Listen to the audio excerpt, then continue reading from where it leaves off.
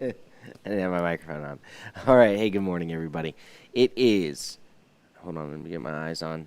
It is Tuesday morning, April the 13th, 2021. And I hope you're all doing well this morning. Let me say good morning to everyone. Hang on just a second. All right. Good morning to my mom. I love you, Mama. Good morning to you. Good morning to Kelly Kenfield. And want you to know, last night Kelly's mother-in-law passed away. So we are praying for you, Kelly, and for your family, and for your husband. And sorry for your loss, but we're trusting that the Lord He is good and merciful and kind, and He is your comforter. So you continue to be in our prayers. Good morning to Ellen and Richard, and to Pat and Lori. Boy, my eyes are especially blurry this morning. I don't know why. To Jerry and Janet, good morning to you guys. And buenos dias to Elva and Jim and Sarah and Nicole. And Rachel. We've got Rachel and Ron and Amy. And we've got Elizabeth and Jesse and Philip and Salome. Good morning to you guys. Good morning to Kelly Woods and Melody Woods. And I'll say good evening in advance to Barbara Callahan. Hope you're doing well. And good morning to Tim and Cindy Fling and to Pastor and Sister Martinez. Let me make sure this is all muted. And let's see here. Am I at the right place? Oh, no. Hold on a second. All right, and good morning to the Eddies, to Lauren and Levi and Valor and Haven and to Everett. And good morning to Kathleen. And let's see here. So this morning we are, let me see if I missed anybody else. Nope, not yet. This morning we are, wait, you know what? I remember yesterday, good morning to Lori. I did say, and to Menyon and Rashad. Did I see Menyon and Rashad? I saw their names on here somewhere. All right. I missed John and Jan yesterday. I saw when I was done, as soon as I was done, that I missed you guys. So sorry about that. And I know they're not on yet, so I'm going to have to say hello to them later. Okay. And, why is this? I'm so sorry. Okay. We are in James chapter 3. And I'll tell you, this passage today is one of my favorites. As we've been going through the book of James, the book of Jacob, and I'm not going to recap everything. Yesterday we were looking at the passage dealing with our tongues, with our mouths, and the thing that we've seen all the way through to this point has been a consistent focus on, for lack of a better word, I can't always find the word I'm looking for, but it has to do with an undivided heart. It has to do with a wholeness, with I guess the picture would be that what is on the outside is what is on the inside. The difference between walking, like if you saw, instead of having just on a stage, you know how you'll have a, what do you call it, like a set, and it just looks like, it can look like a house, but when you walk in the door, there's nothing in there. It's not actually a home. It's just a picture of a home. It's the depiction of a home, but it's not a home. There's no place to sit. There's no place to sleep. There's no place to eat. There's no electricity. It's not real. It's a model home, but it's not a home. And that what there needs to be is what you see on the outside is true to what's on the inside. So there's not wavering. There's a wholeness. So it's not just about faith. It's faith without the corresponding acts of faith. It's dead. It's like a body without breath. It's not alive. That he is continually saying, don't be divided, but don't be split. And so yesterday, and I went through all of that yesterday, it's calling us to a wholeness, that what the Lord is wanting to do is produce in us a wholeness. So we're not lacking any good thing, anything that is toward our maturity, toward our completion, toward what he's making us to be, because we are the first fruits of what he's doing in all of his creation. And we're to reflect that. We're to be the first fruits that reflect his character. And so we're growing in ever increasing measure. And so as we looked yesterday at the end of or the first part of chapter 3, he's talking about our tongue and how right in the middle of us is our tongue and the destruction that it can cause. So, and he makes all these great illustrations. But the issue, again, it's not just about our tongue. It's about there's got to be a correspondence between my here, what's coming out, and here, my heart. And so the closing verses yesterday he says, out of this same verse 10, out of this mouth comes out blessings and curses. These things, my brothers and sisters, ought not to be in this way. A fountain doesn't from the same opening gush with the sweet and the bitter, does it? When you come to the fountain, what's actually in the fountain? Because that's what's coming out. You don't come to a fountain going, well, I hope today it's sweet. I hope today it's bitter. What's the real water coming from that fountain? My brothers and sisters, does a fig tree have the ability to produce olives, the vine figs? Neither can salt water produce fresh water. So there's this correspondence, there's a wholeness to our lives in Messiah. And so he continues into verse 13 and says, who among you is wise and understanding? So the opening question is, he says, who is wise and who is understanding? And the verb epistamai has to do with literally, it actually is like we have words from this word in our epistemology. I remember when I was in college having things that were defined as an epistemology, and so it has to do with an expertise. You're standing over it. You're the master of something. Who is wise? Who is an expert, or who has this experience? Who is wise and even experienced, or a wise, knowledgeable expert? Who knows so much? Right? You know so much? You got it down? You're an expert? Again, remember early at the beginning of the chapter, he opens up and says, hey, don't be in a hurry to be a teacher, because we who teach will be judged more strictly. And then he goes on to talk about the power of our words. So in that same thought, who's wise? Who's the expert? And to those he says, let him demonstrate it, let him prove it. Who is wise? Who is the expert among you? By his good conduct, let him show his deeds in the gentleness of wisdom. So literally it says, let him demonstrate it. Remember in chapter 2, verse 18, he says, demonstrate. You say, I have faith, and you have works, or you have action.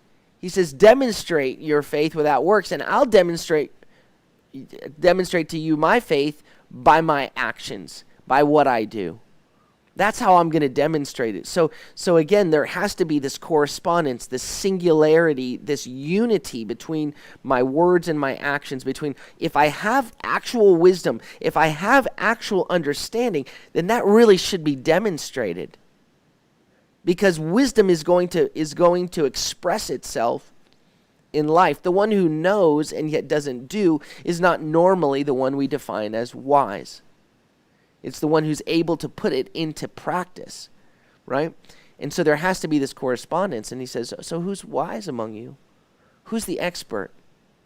Let him demonstrate it from his beautiful way of life, by his good conduct. But the word for conduct, and we've looked at this word when we went through Peter, is anastrophes, which means an upward turning. but it's understanding your way of life, the way you turn up, and so by his beautiful or good, it's a beautiful way of life. It should be demonstrated. So see, what we're called to do is demonstrate the character of Messiah, and that's what we're really going to see in this passage today. Do I have wisdom? What kind of wisdom do I have is going to be the question. If you don't have wisdom, if you're not able to face these things with all joy, then ask God for wisdom, and ask with a single-minded focus, because he gives plainly. He's not a duplicitous God. He is the Father of lights who gives there is no shadow in him. He is pure light. So do you have his wisdom? Then it should be demonstratable by his beautiful way of life.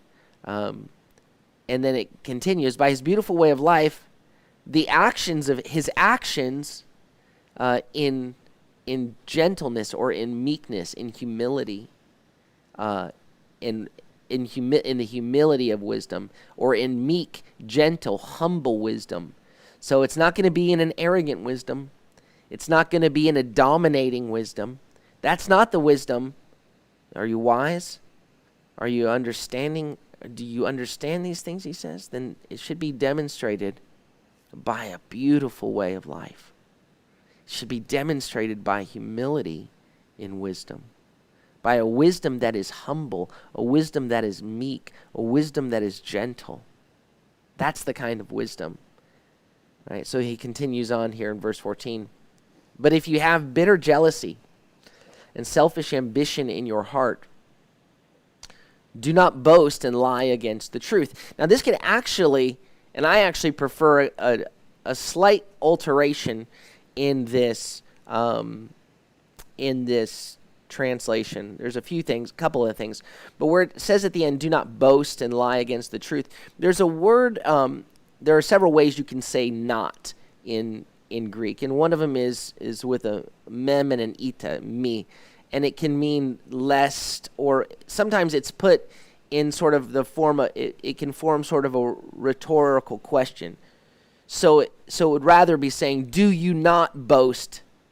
Aren't you boasting or speaking against, lying against the truth? If you have bitter jealousy and selfish ambition in your heart, are you not boasting and lying against the truth? So let's look at these couple of words. Bitter jealousy, it's obviously there's two words there. The first one is zilon, jealousy or zeal. So this comes from the verb, so zelos or zeloo are cognates of zeo. Zeo means to boil, right? So the word zeal or jealousy has to do with something boiling. So remember we talked about yesterday the words that you're saying. They have to line up. They should be representative of what's actually in the heart. There should be a correspondence between what I say and what's in my heart. And in fact, there is from the overflow of the heart, the mouth speaks. What's boiling in your heart, and that's the language here. But if you've got a boiling, if boiling in your heart is, or if there's a boiling or a jealousy, and then he uses the word bitterness, pikron. So just a minute ago he talked about bitter water, pikron, pikron. That you have fresh and bitter water coming from the same thing. It's coming from the same fountain. Well, if you have bitter jealousy or a bitter boiling, a bitter zeal in your heart, and here it says selfish ambition, which is one potential translation. It's eretheon, which has more to do with strife, discord, disputes, and factions. So one of the commentators says that this word eretheon is a word commonly used in settings of sectarian rivalry or partisan politics. The image appears of people in angry competition, undermining one another, and each fighting for their own rights, a far cry from the humility of wisdom. Okay, so let me read that again. So he says, if you've got wisdom, if you know so much, it should be a wisdom of humility and gentleness. You've got to demonstrate it. It should be demonstrated. But if in your hearts you have this, what's coming out, what's boiling over is bitterness. What's boiling over is strife and faction and division. And now we'll finish. He says, then are you not boasting against? Okay, so to boast against is the same word when it said mercy triumphs over judgment, or mercy triumphs over judgment. It's mercy boasts against, or it exalts over judgment. Well, here, and it has to do with speaking against, speaking loudly. A boast, a praise, but often it's seen in a way of a self-praise. So it's connected with the Hebrew word hallel, with praise, but it can be self-praise. So it's saying, aren't you speaking loudly against the truth? It also uses the phrase, here it says to lie, but it's pseudeste. Aren't you being fake or false against what is true? Aren't you being false and fake? So if what's coming out, if what's in your heart, if boiling over is bitterness, if that's what's coming out of the opening, if boiling over is bitterness, if boiling over is strife and contention and division, this word, eretheon, it has to do with, it's listed as one of the works of the flesh in Galatians 5:20.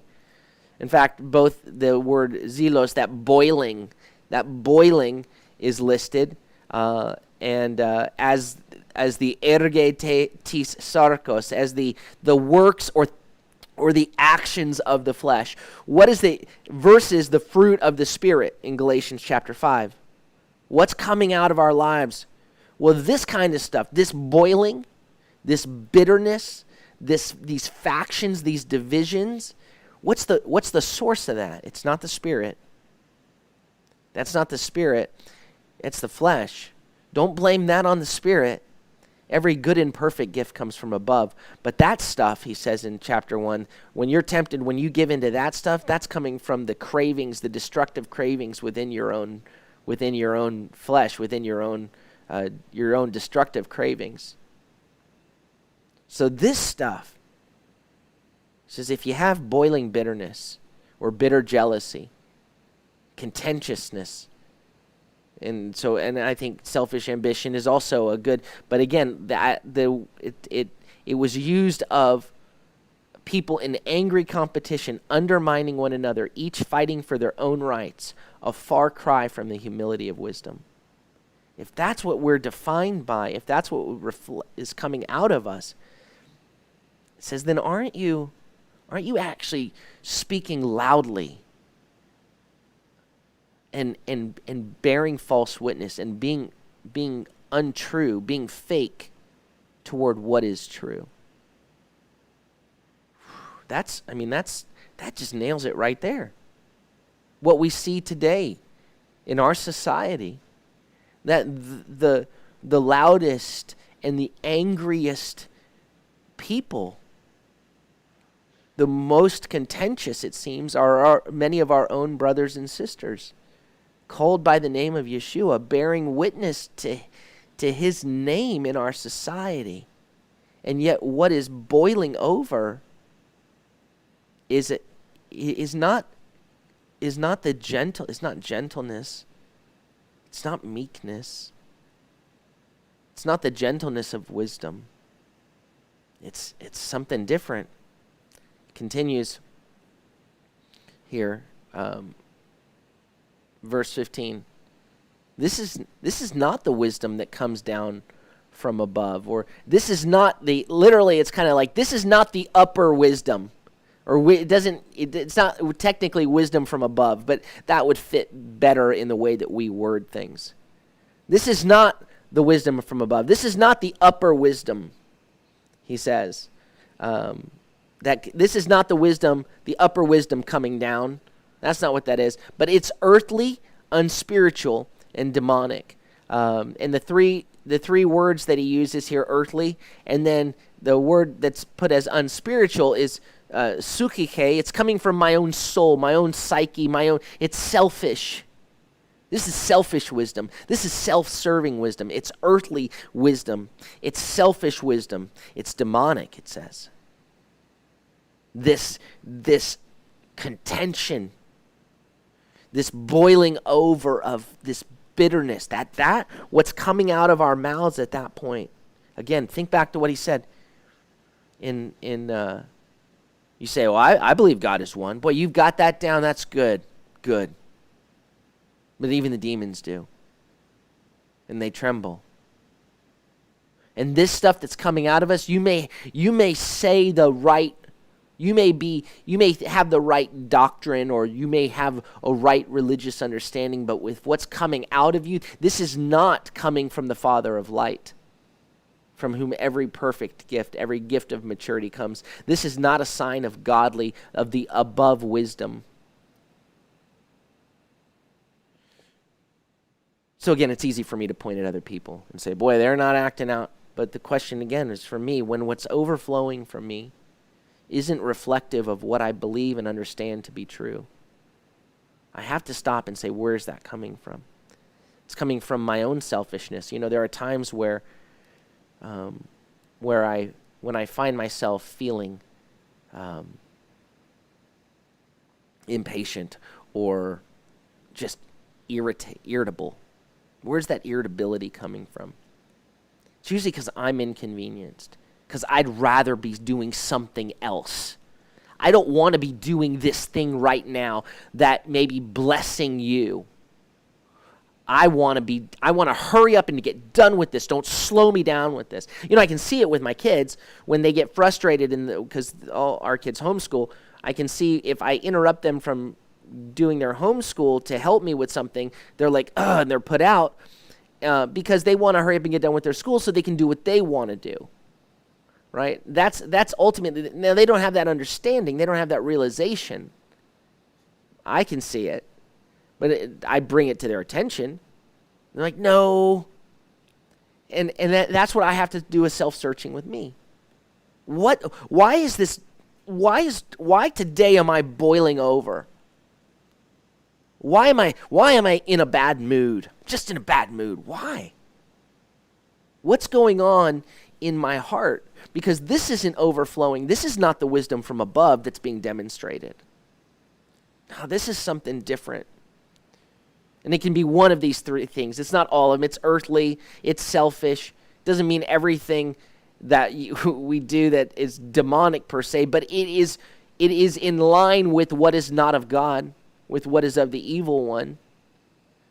Because that's so we've got to say, Lord, I want the wisdom from above. Do you want wisdom? Then ask God for it and do it with a single-mindedness. Verse 16, he continues, for where jealousy, where this zeal, where this boiling, zelos, and erytheia, and selfish ambition, this partisanship, this factioning, this contention and strife, where those things are, he says, well, there is instability, disorder. There's instability, akatastia. There's instability. Nothing is grounded. Nothing is. There's instability, and there is every evil or vile practice, every pragma, like pragmatic, every practice, every undertaking. Where you begin to, where what's driving, where there's a heart that's driven by a zeal that is selfish, by a boiling of strife and contention, not where you when you find that, you won't have to look too far to find every evil practice. The fruit doesn't fall far from the tree. That you're going to find where that's coming from pretty soon. When you find that, and I mean, time and time again, we can see, we begin to see something. We go, when you begin to see this kind of flesh, like fleshly, selfish outbursts overflowing, that's an indicator. That's like a warning light on your car. Something's wrong under the hood. You need to stop driving this thing, pull over, and take a look. See what's going on inside the engine. Don't just go, no, my car always drives good. Today's just having a bad day. There's something wrong in the engine that needs to be dealt with. Lord, search me and know me. He continues, but the wisdom that is from above, or the upper wisdom, the above wisdom, not the wisdom from my flesh, not the wisdom from my, that is earthly or selfish wisdom, but the above wisdom, the wisdom that's from above, is first of all, and he says is first on the one hand pure, and the word here for pure is holy, basically. It's agne, which has to do with holy, or is awe-inspiring. So first of all, understand that the wisdom that is from above is awe-inspiring. It's holy. Now, what does that look like? So first of all, it's this, and this kind of an overarching deal. And then he begins to describe, and this list, this is sort of like a fruit of the Spirit list. This is another kind of fruit of the Spirit list. This is the wisdom from above. This is what it looks like. And so he says, first of all, it's peaceable. Right? It's defined. Wisdom from above is defined by a shalom, by it's making peace. It's comes with peace. The wisdom that's from above is here it says gentle. The word is epiekis, which is a combo of epi and ekos, which technically would mean, like, epi is all about or surrounding, and ekos has to do with yielding. The wisdom from above is about yielding. So like the NASV translated as willing to yield. It's willing to yield. It's not about my way, is it? It's not about, if anyone would come after me, he must deny himself, take up his cross, and follow me. The wisdom that's from above is peaceable. It's all about yielding. It's all about surrender. He continues, it's eupathis, which is trustworthy or reasonable. It's a word that it can be. It has to do with patho. It has to do with reason, or it can be to be convinced, or with faith and confidence and obedience. So it can either be it's eupatho, which is good reasoning or reasonable, or good obedience. So it can be one of those, either one of those. Trustworthy. It can also be trustworthy. Mesti eleos is full of mercy, full of chesed, and good fruit. So the wisdom that's from above is, he begins listing all of these characteristics. And he hits it with, it's good fruit, it's beautiful fruit. That's what you should be tasting. Again, can a fig tree produce olives?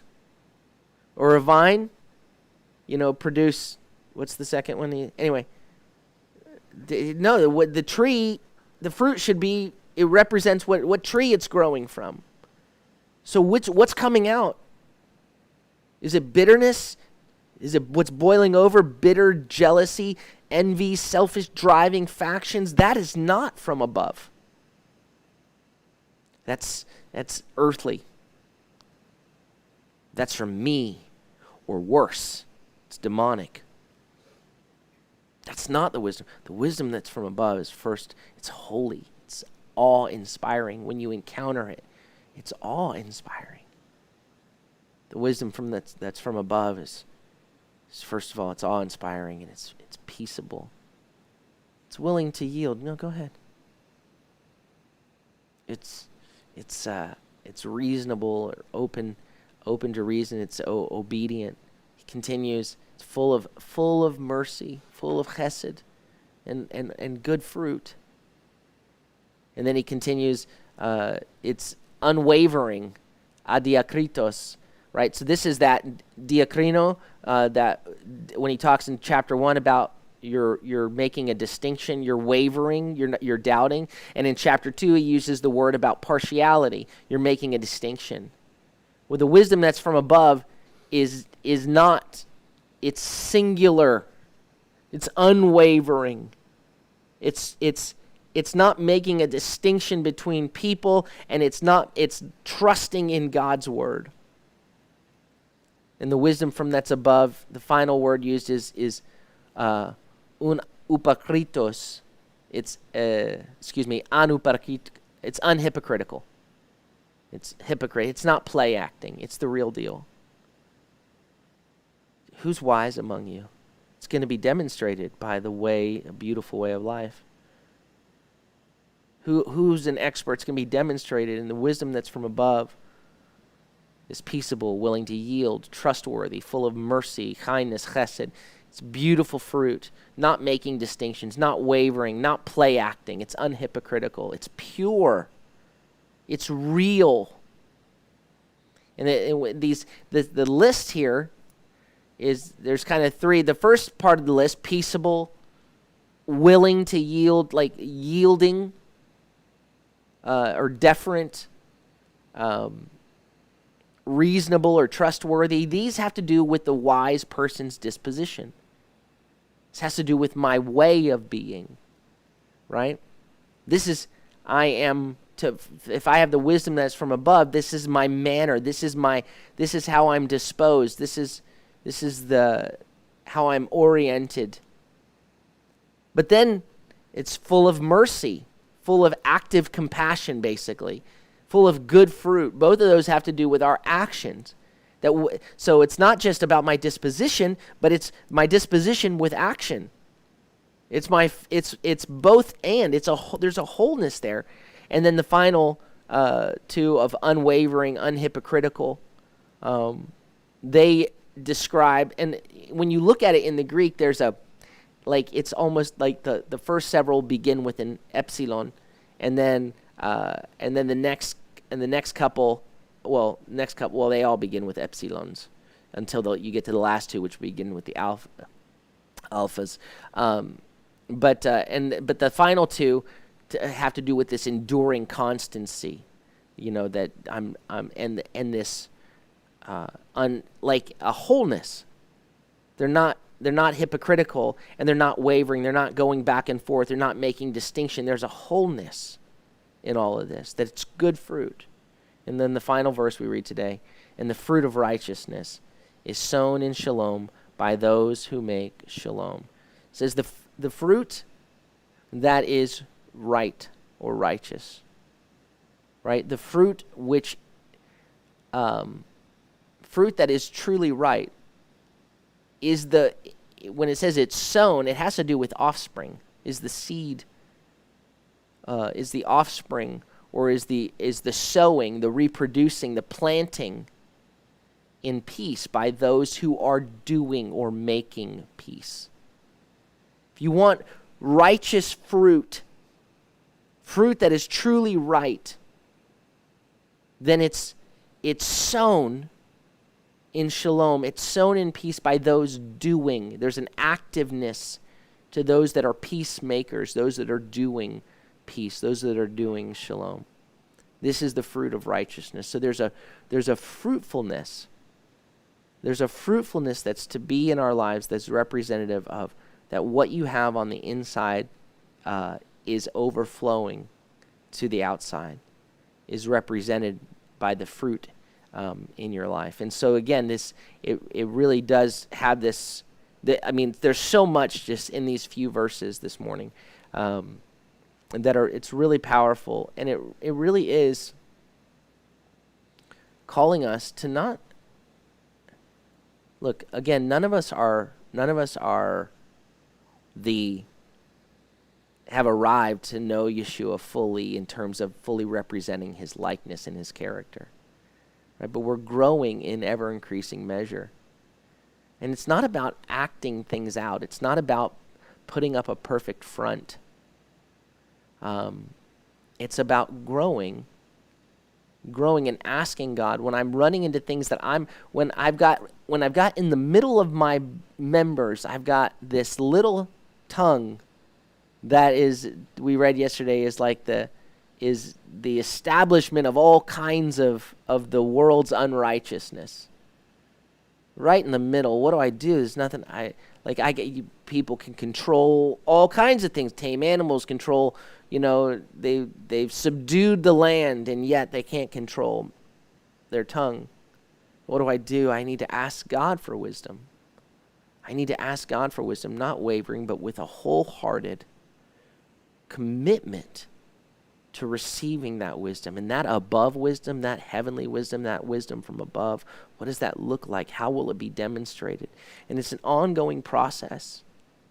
It's an ongoing process. And what we'll see tomorrow as we go into chapter 4 is how what's being done is divided. What's happening in their midst is he says things like, you ask God, but when you ask, first of all, you don't believe for it, but then when you do, what you're wanting is for your own fleshly desires. There's a dividedness between what you're asking for and what you really desire and what you really want. And there needs to be a wholeness that I want to want what you want. I want to desire what you desire, Lord. I don't want to just look like Yeshua. I want to become like Yeshua. I want it to become increasingly natural for me to respond to life as Yeshua would. I fall short, but I'm not okay with that. I'm not because he has made us to be the first fruits of all that he intends for this world, and I want to grow into his likeness on a daily basis. All right. Well, let me say good morning to anybody that I missed. All right. Go here. We've got there we go. Ron and Amy. Good morning, you guys. I think I said hi earlier. Good morning to Charlene, and good morning to. I said good morning earlier, Elizabeth, but I'll say it again. Good morning to Elizabeth, and Jesse, and Salome, and Philip, and good morning again to Kelly and Melody in Kansas City, and good morning to John and Jan. I missed you yesterday. I saw your name on there after we ended, and good morning to both of you guys. Love you guys. And good morning to Jessica and to Dayspring. Good evening to you, and so we've got the three girls on, right? Because Rachel and Dayspring and Jessica are here. And we've got Lori. Good morning to Lori and to Deanna and that's everybody, I think. Let me look one more time. And good morning again to Kelly Kenfield. And again, we're praying for you, Kelly, and for your family. All right. Well, may the Lord bless you and keep you. May the Lord make his face to shine upon you and be gracious unto you. May the Lord lift up his countenance upon you and give you peace. Shalom, shalom. Have a beautiful day.